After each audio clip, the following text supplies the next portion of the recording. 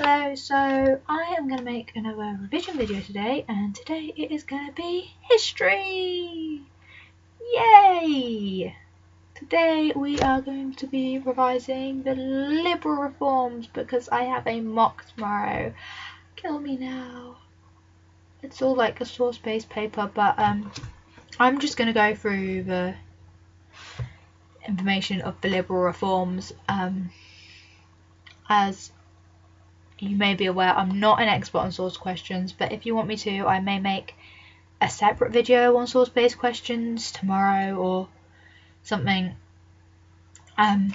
because obviously source-based questions are applied to all our topics in history.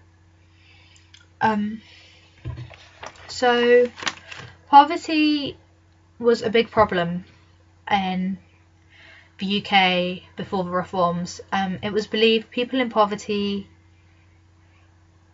gambled and drank all the time. It was thought that people in poverty were mad, bad or lazy. This, however, was not true. The social reformers discovered the majority of people could not help being in poverty. Factors leading to poverty included illnesses and accidents, irregular work, old age and low wages. So these factors led to poverty. Obviously, illnesses and accidents meant there was a led to poverty because there was a lack of reliable healthcare and poor working standards made people more vulnerable. Tuberculosis was common and there was no sick pay, so people couldn't work when they were ill, so they couldn't pay for their healthcare and they couldn't pay for their daily necessities. Irregular work led to poverty because there was a lack of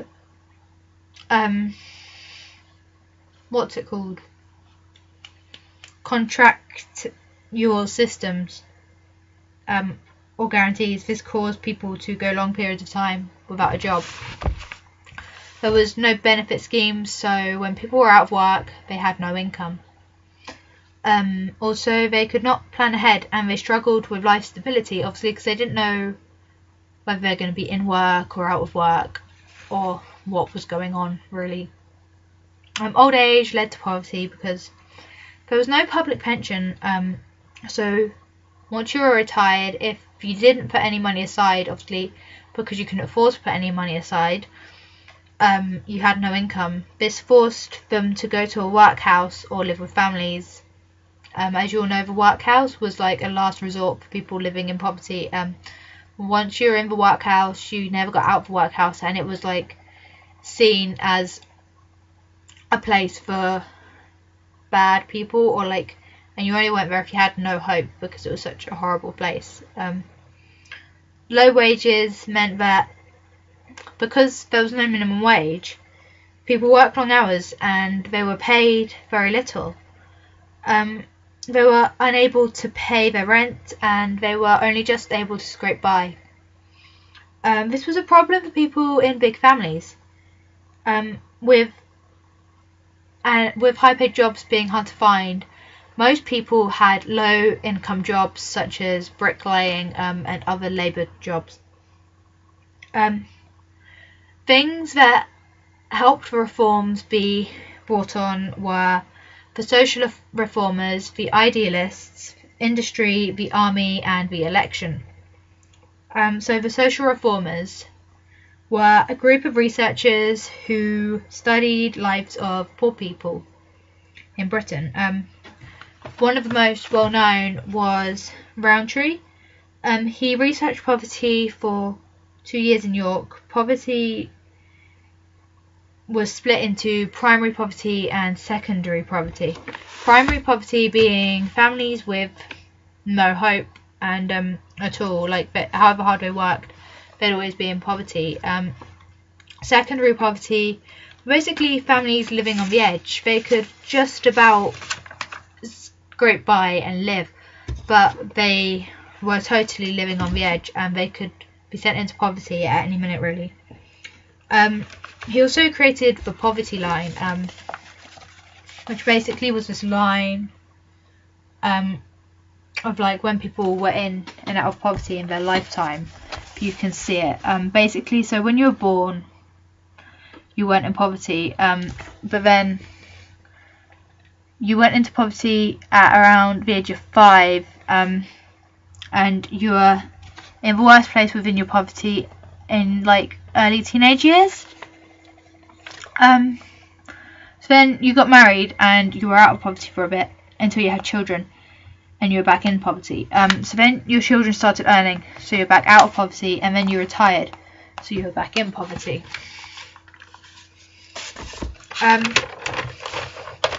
Roundtree concluded that poverty was not because of drinking or gambling, and it was not the poor's fault.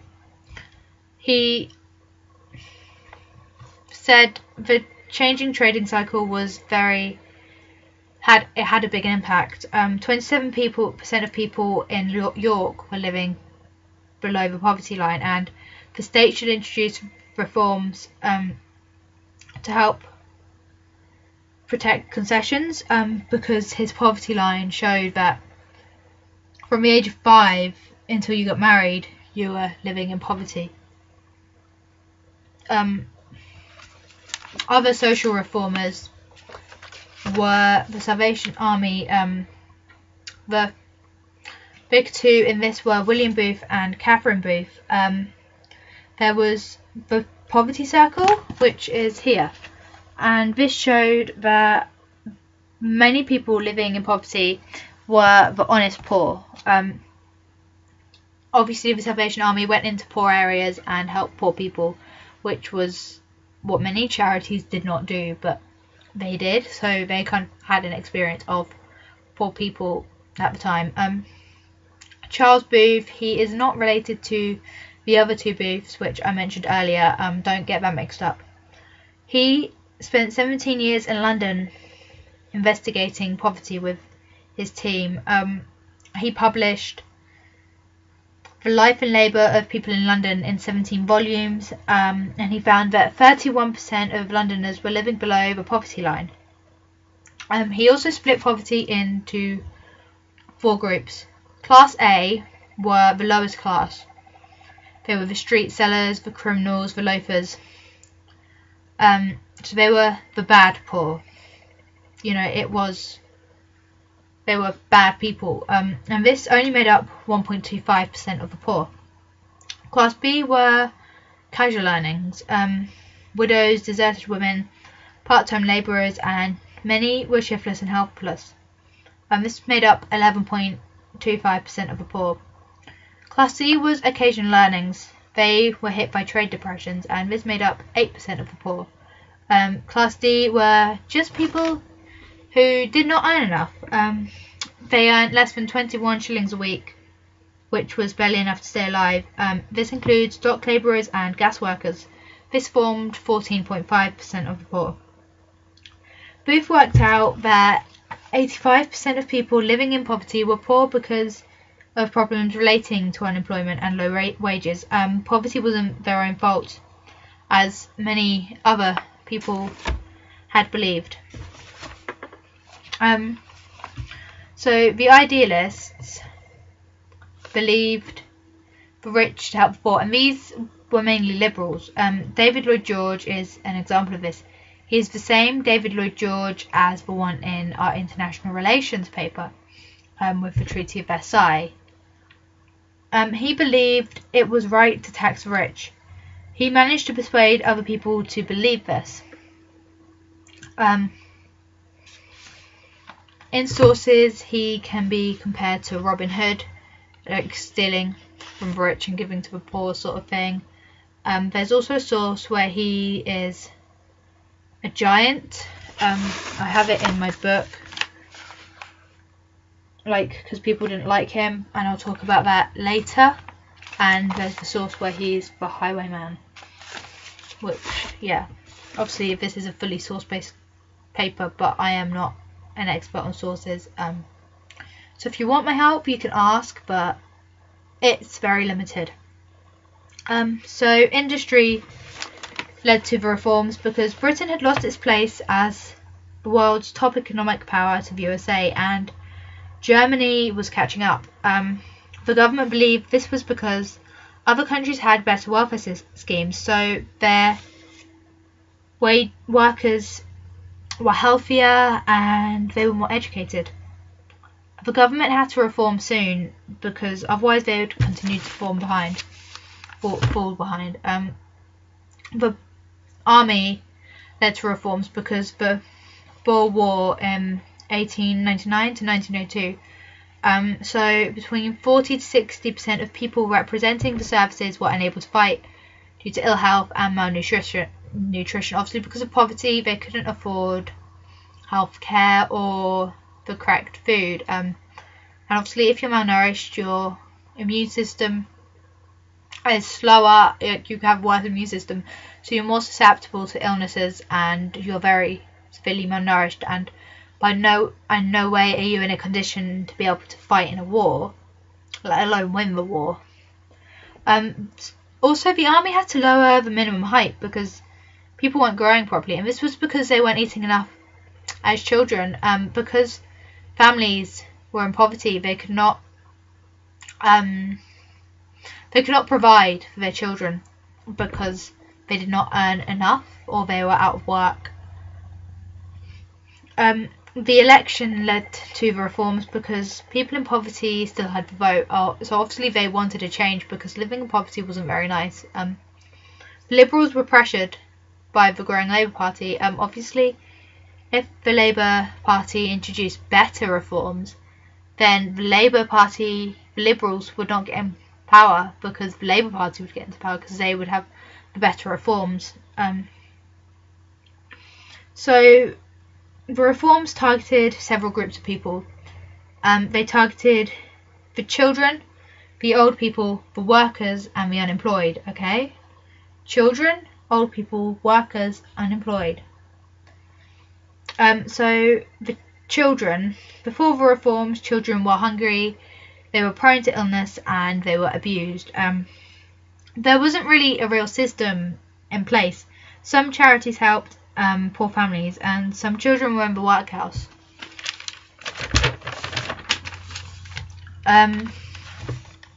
So in 1906 there was free school meals. This meant that young people had at least a meal a day, and that was a really big positive of this. But a negative was that it was not compulsory, so only some areas did it, and it was only for school-aged children. So obviously people under 3, 4, people under 4, like 4, 5, wouldn't benefit from these free school meals, because you go to school, like proper school, when you're 4 or 5-ish. So in 1907, there were school medical checks. The positives of this were children were less vulnerable to common illnesses. But the negative was that standard varied because it was a local thing, locally run by the individual communities, and treatment had to be paid for until 1912 when school clinics were introduced. Then in 1908, Children and Young Person Act meant children had special status as protected people. There were young offender ball stores set up, which was very beneficial because obviously being in a prison as a child, it would be very scary and also very dangerous. Another positive of this was that abuse and neglect was cut down as there were investigations to kind of try and catch it. Other things brought in by the Children's Act was that children under 14 could not go into pubs, and shopkeepers could not sell cigarettes to people under 16. Old people were affected by the reforms because before they had no money for housing or medical care, and they were prone to illnesses, especially tuberculosis. They became burdens on their families, obviously because they lived with their families or in the workhouse, and only few charities helped So in 1908 there was the Pension Act, which meant people over 70 could earn 5 shillings a week or 7 shillings and 2d if you were a married couple. This was then increased to 10 shillings for a married couple, which was double for a single person. Positives of this were that it made a big difference to the people who received the pensions. Old people became more independent, so they weren't such a burden. It established important principles such as government directly tackling poverty. Obviously, before these were all local running schemes. So the negatives were that it wasn't really enough to live on.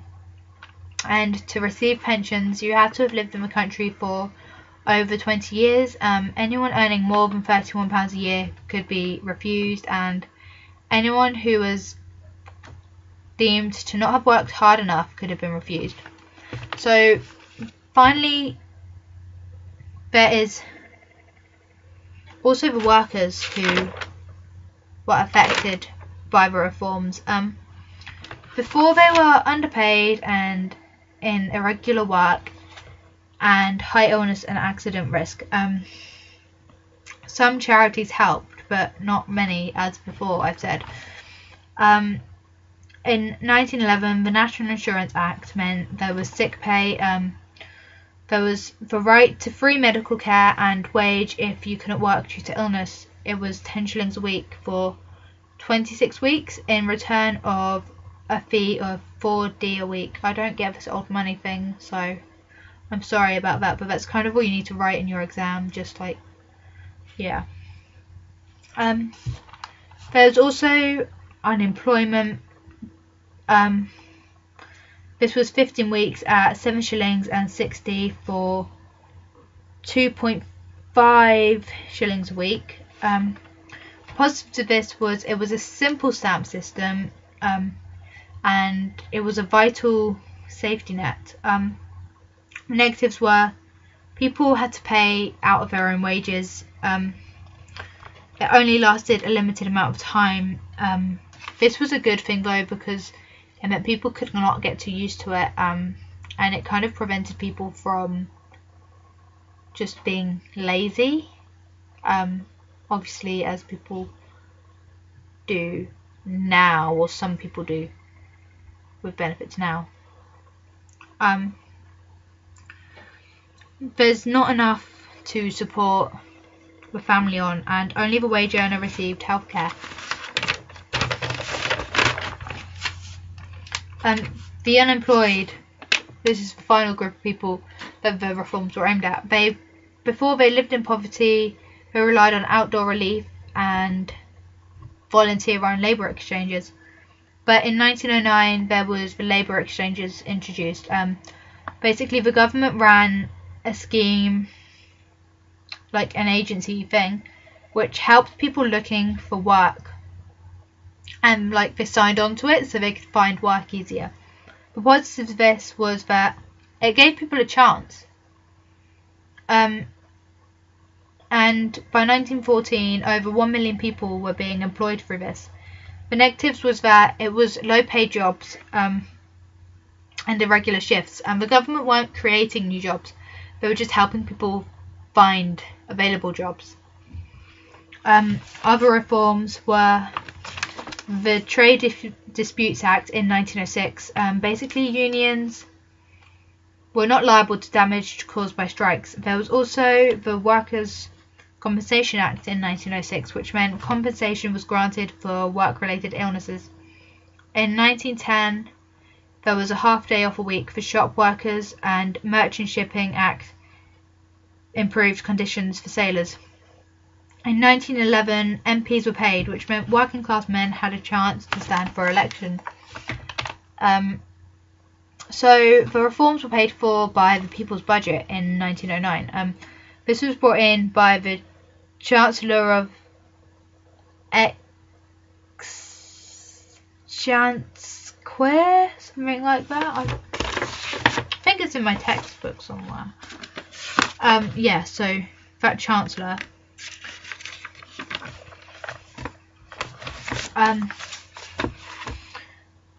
They taxed the better off,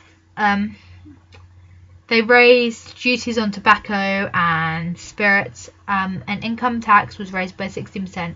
20% of tax on profits from land was taxed on. The Conservatives really hated this. So the reactions to reforms were that the Conservatives opposed to cost and idea of nanny state. Obviously, they believed in self-help. Doctors were not convinced about health insurance. Friendly societies and insurance companies prevented national insurance perks being given to widows. Some workers resented their reduction in wages. David Lloyd George said that the wealthy haven't earned the money and they should help by paying for the reforms. The rich resented this, obviously, because it was like the money was being taken away from them to help people they didn't know and like had nothing to do with. The House of Lords tried to stop the reforms. This led to a constitutional crisis and a reduction in the House of Lords. The Labour Party criticised that the workers had to fund their own benefits. The Labour Party felt the reforms were not enough. But obviously the people who were positively affected by the reforms were welcomed by them and they were very appreciative for the reforms. So I think that's all for the Liberal reforms. Obviously source questions you could get are the basic: what is the message of this source? What is the purpose of this source? There's something about like how accurate is this source, and there's the comparison questions where you like have to compare the two sources. It's something like, how do the sources differ, and is one source more reliable? So not only do we have our paper 1 type source questions, just like what is the message of the source, what is the purpose of this source, we have sources 2, like questions based on 2 sources as well. If you need source question help, I might make that in a separate video if I get my head around it myself.